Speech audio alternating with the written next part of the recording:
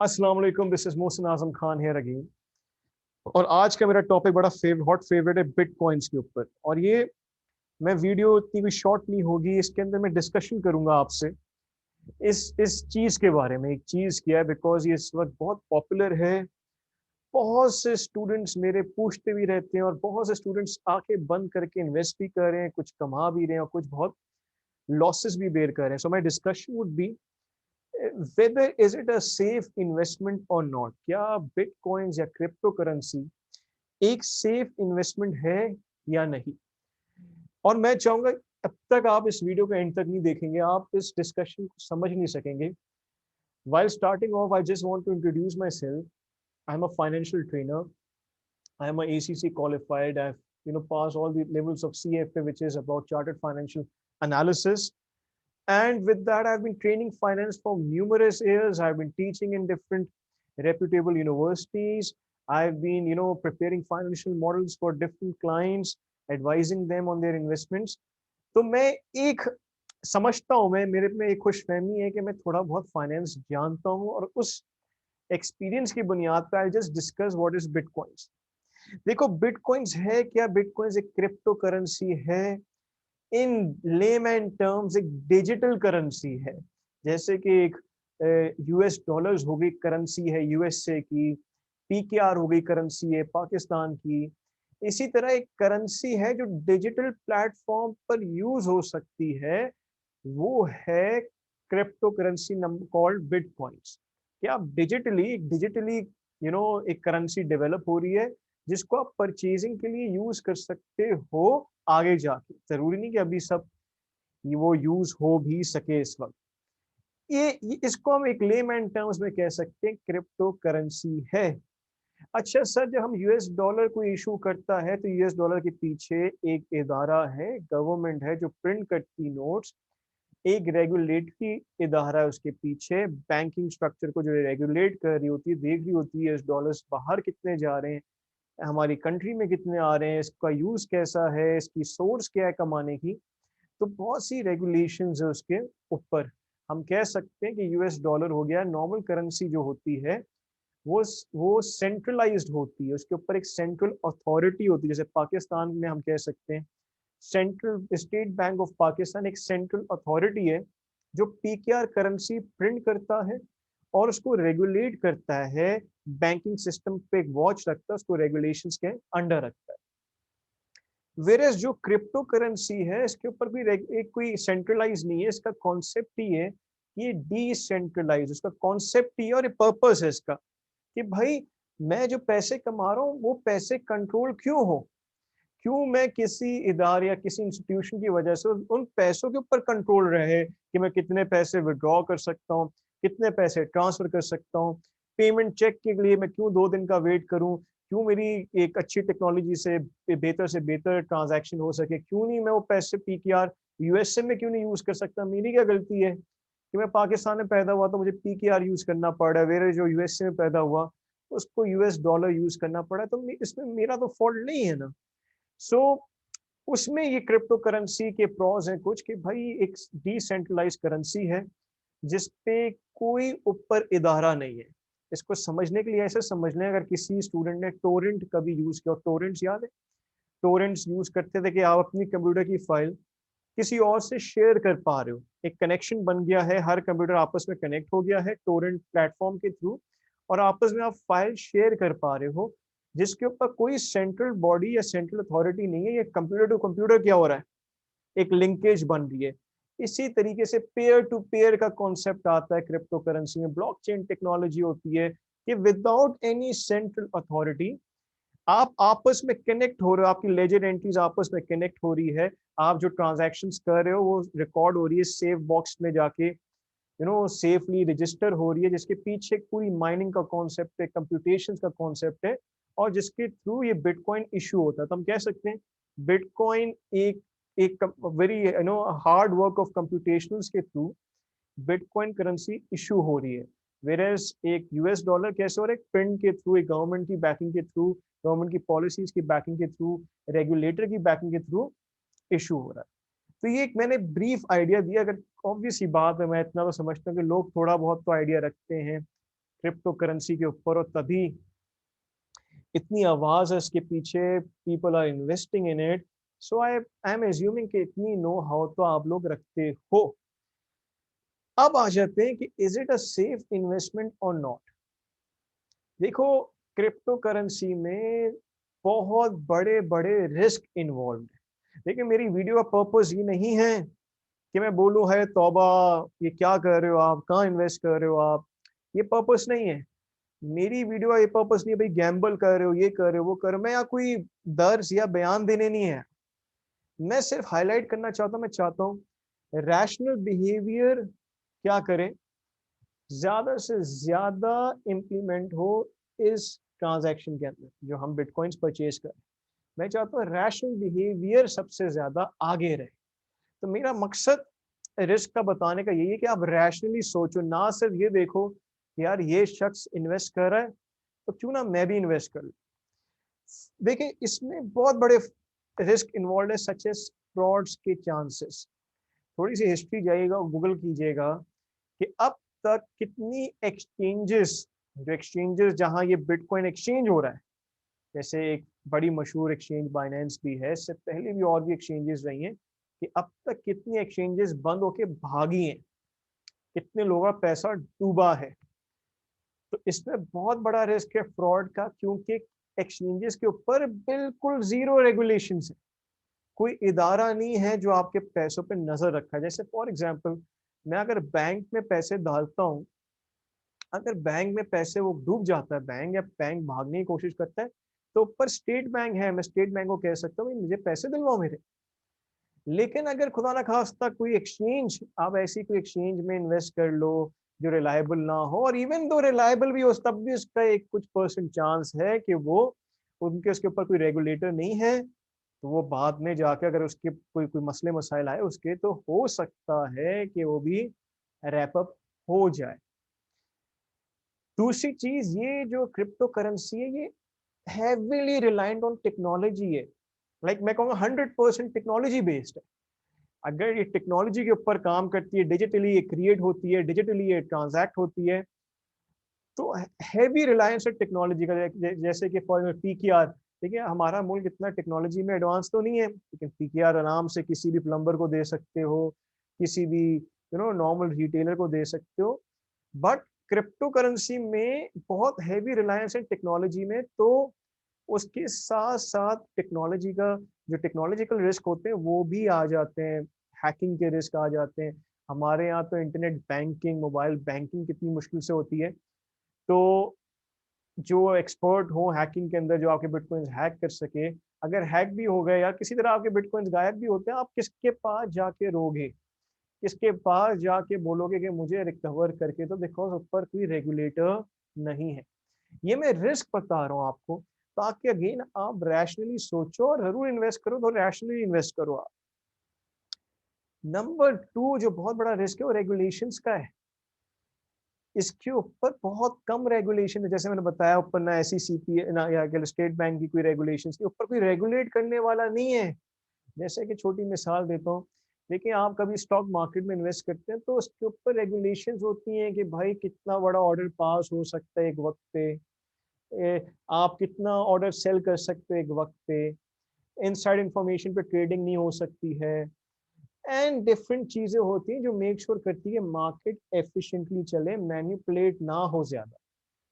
लेकिन क्योंकि यहाँ रेगुलेशंस नहीं आते, कोई बड़ा बिग प्लेयर, जैसे आपने देखा होगा कि ट्वीट्स की वजह से कोई 40-50% of the value crypto currency के ऊपर नीचे हो जाती है, सिर्फ ट्वीट्स की वजह से, क्योंकि कोई कोई इसके ऊपर रेगुलेशंस नहीं सेट हुई थी।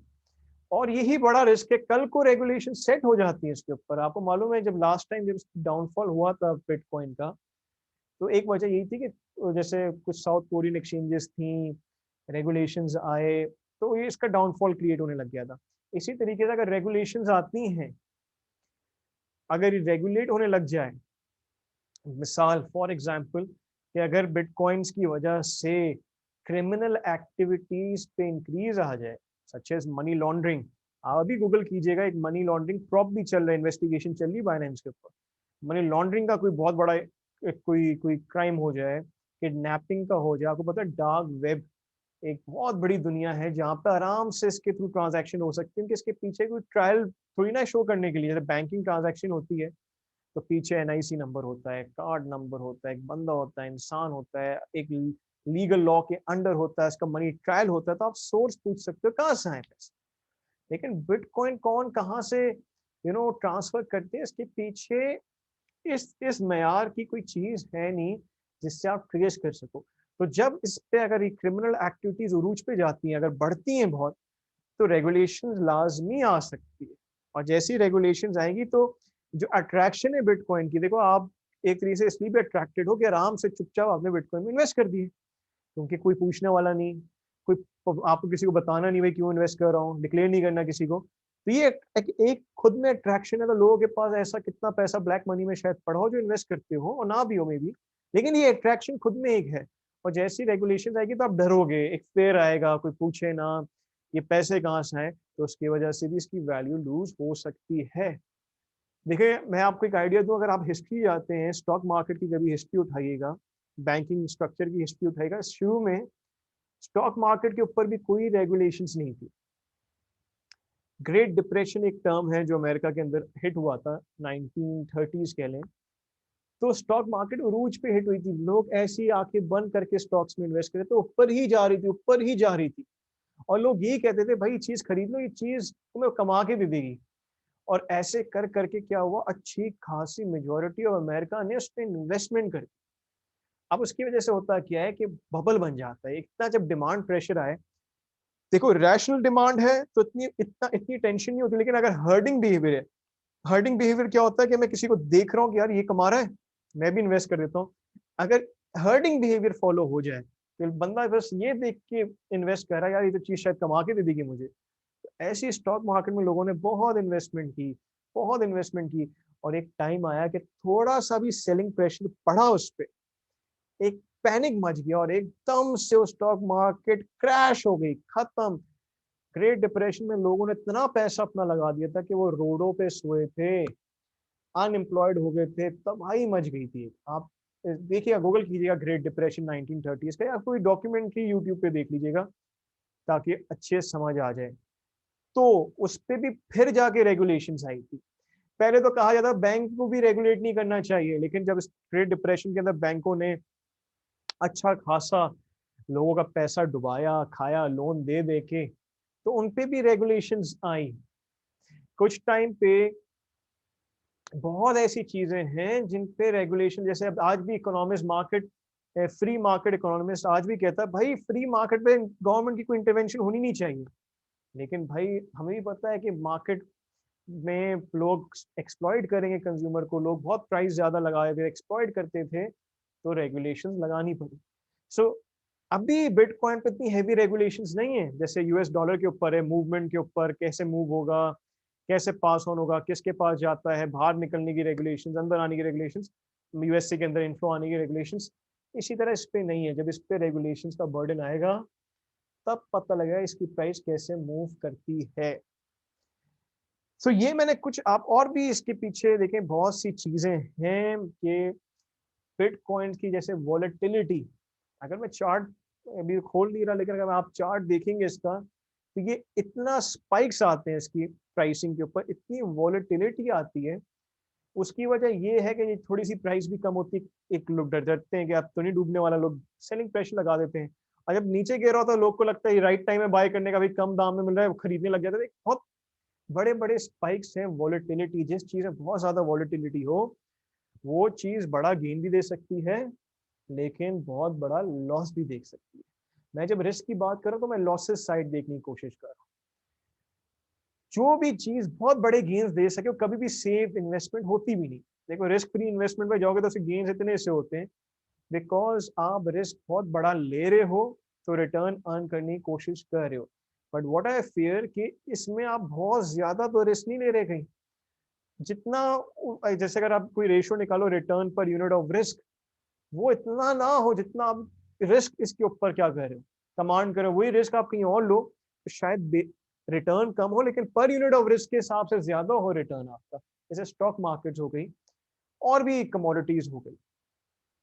तो एक ये आइडिया है क्रिप्टो करेंसी के ऊपर और मैं वीडियो इसलिए बनाई है कि आप एक आइडिया ले सको ये है क्या चीज़, ये सेव इन्वेस्टमेंट है या नहीं। बिकॉज़ मैं देख रहा हूँ कि मेरे स्टूडेंट्स तो ऐसा लग रहा है जो कमा रहे हैं ना, वो कह रहे हैं इसमें डालो भाई डबल ट्रिपल हो जाएगी। कोई पोंजी स्कीम की तरह देख रहे हैं आप तो। ये सिर्फ पोंजी स्कीम्स होती है जो पैसे डबल ट्रिपल कर रही होती है आपके। रियल वर्ल्ड में पीछे फंडामेंटल्स होते हैं। रियल वर्ल्ड में पीछे रीजनिंग्स देखनी पड़ती हैं। अभी बिटकॉइन की जो फंडामेंटल्स हैं वो क्लैरिटी नहीं है उनके पीछे कि हैं क्या, कितने हैं। प्लस बिटकॉइंस की अभी एक्सेप्टेबिलिटी पता लगनी है कि as a medium of exchange. देखो इसकी वैल्यू उस वक्त ही बढ़ेगी जब ये ज्यादा से ज्यादा इस्तेमाल होगा as a medium of exchange.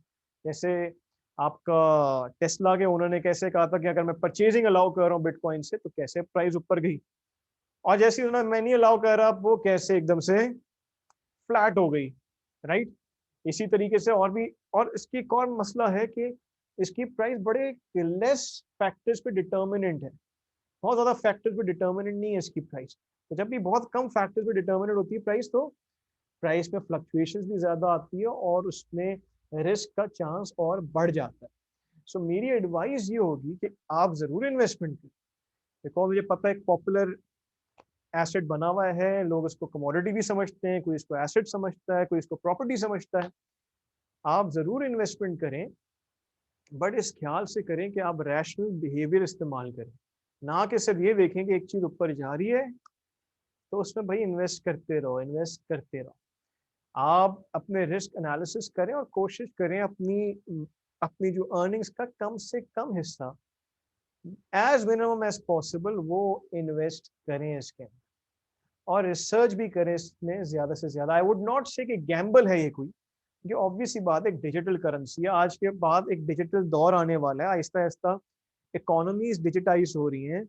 So yes, एक दौर जरूर एक पावरफुल आर्ग्यूमेंट है फॉर दी करेंसी ऑल्सो। तो ऐसा नहीं कह सकता कि इंटायरली गैम्बल है, बट अगर आप just on the base of luck investment करो, यार लक है यार, ऊपर चला गया तो चला गया, गिर गया तो गिर गया, तो वो तो गैम्बलिंग के करीब आ जाएगा ना। आपने लक के साथ नहीं खेलना है, आपने रीजनिंग के साथ प्ले करना है। सो आई होप कि इस वीडियो से, कि मैंने कहा ये डिस्कशन है, मैंने इसलिए कोई शॉर्ट्स ही नहीं रखी कि मैं इसके अंदर कोई आइडिया दूं या मैं आपको कोई हेल्प करूं। डिस्कशन है, बस कम से कम इन्वेस्ट करें। कम से मकसद है कि इन्वेस्ट जरूर करना है करें, लेकिन कम प्रोपोर्शन इन्वेस्ट करें ताकि आप ज्यादा रिस्क के ऊपर स्टैंड ना लें। और ये मैं बिल्कुल ऐसे बात कहता हूँ कि आप जो कुछ लोग ऐसे हैं जिन्होंने जिंदगी में इन्वेस्ट नहीं किया वो क्रिप्टो में इन्वेस्ट करें। भाई पहले बेसिक तो सीख लो, कभी थोड़ी किसी मार्केट में इन्वेस्टमेंट करके देख लो, ताकि ये बिल्कुल ऐसी बात हो गई है कि आप सीधा जा रहे हो मास्टर्स करने और बैचलर्स किया नहीं आपने, तो रिस्क क्या होता है अपने आप भी बढ़ जाते हैं। एक नई चीज है, कुछ लोग कहते हैं भाई कि टेक्निकल चार्ट्स देखे जाएं, इसके चार्ट्स रीड करने चाहिए। उस पर भी बड़ा इशू आएगा क्योंकि इसका डेटा बहुत कम है ही क्या, डेटा इसका बैकग्राउंड बहुत कम है। और जो पैटर्न्स जितने भी रीड कर लेंगे आप, वो पैटर्न्स के पीछे इतनी रीजनिंग, ऐसा एलॉन मस्क का किसको पता है ट्वीट आना है, मुझे तो नहीं पता था। हाँ उसके जो अंदर कंपनीज होंगे उनको शायद पता हो, वो तो एक्ट कर गए होंगे, लेकिन जिसको नहीं पता वो पैटर्न्स देखता रहेगा। लेकिन एक ट्वीट होगी, पैटर्न क्या होगा, वो ट्रेंड ही गिर जाएगा नीचे। तो आप जितना ही पैटर्न्स को भी रीड कर लो, इसके जो ट्रिगरिंग पॉइंट्स हैं उस पे दिमाग रखें कि वो कभी भी हो सकते हैं। उस पे ना पैटर्न्स हेल्प करेंगे आपको, ना आपकी कोई बड़ी कोई सोच हेल्प करेगी। सो आई होप आपको एक आइडिया मिला हो। Thank you so much.